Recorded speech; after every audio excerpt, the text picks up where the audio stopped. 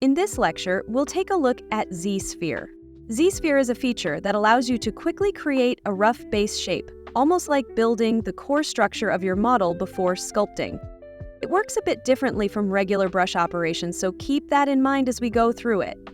To start, go to the Subtool panel and choose ZSphere from the Append menu to add it to the canvas. Alternatively, you can also load it from the Light box under the Project tab. Make sure Draw mode is enabled and click and drag on the original sphere to add a new ZSphere. The size of the new sphere depends on the stroke length. If symmetry is enabled, you'll be able to add spheres symmetrically. You can even place a sphere exactly at the center if symmetry is on. The hotkey for Draw mode is Q. Now switch to Move mode and drag a ZSphere to reposition it. You'll notice that a stretched tube-like connection appears between the spheres. When moving spheres, it's a good idea to set the draw size to 0. Otherwise, nearby ZSpheres may move unintentionally.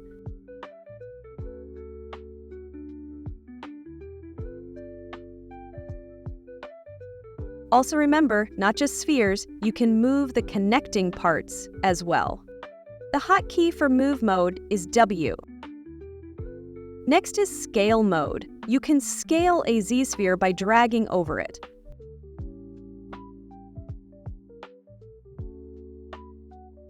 The hotkey is E.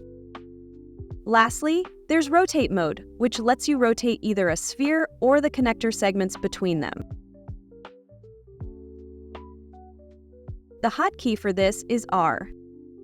A common use for ZSpheres is building base forms for human or animal characters, treating the spheres like bones or joints. In Draw mode, clicking on a connector segment will add a new sphere at that point.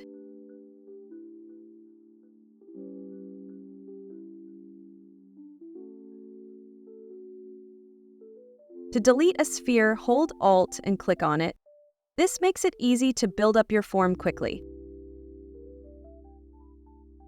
Under Lightbox Projects and Mannequin, you'll find pre-made ZSphere models of humans and animals. Try selecting the rhino as an example. Let's say we want to finalize this shape. ZSpheres can't be sculpted directly, so we'll need to convert them into a mesh. To do that, go to the Tool panel, find the Adaptive Skin section, and click Make Adaptive Skin. Before converting, you can preview the mesh by enabling Preview button, which is highly recommended. The hotkey for Preview is A. The mesh's appearance will change depending on the values for density and dynamic resolution, so adjust these settings as needed to get the ideal mesh. Here, density refers to subdivision levels. Each time you change the slider, press A again to refresh the preview. If the preview looks good, click Make Adaptive Skin to generate the mesh. You'll now see a new tool called Skin_Rhino added in the Tool panel. This is the actual sculptable mesh. Keep in mind, if you still have the ZSphere selected, you won't be able to sculpt. Make sure the mesh is selected before you begin sculpting. One quick way to tell whether you're working with a ZSphere or a mesh object is to check the available menu items.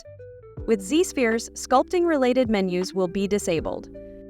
Alternatively, you can press A to check if the preview mode is available. If it is, you're still in ZSphere mode.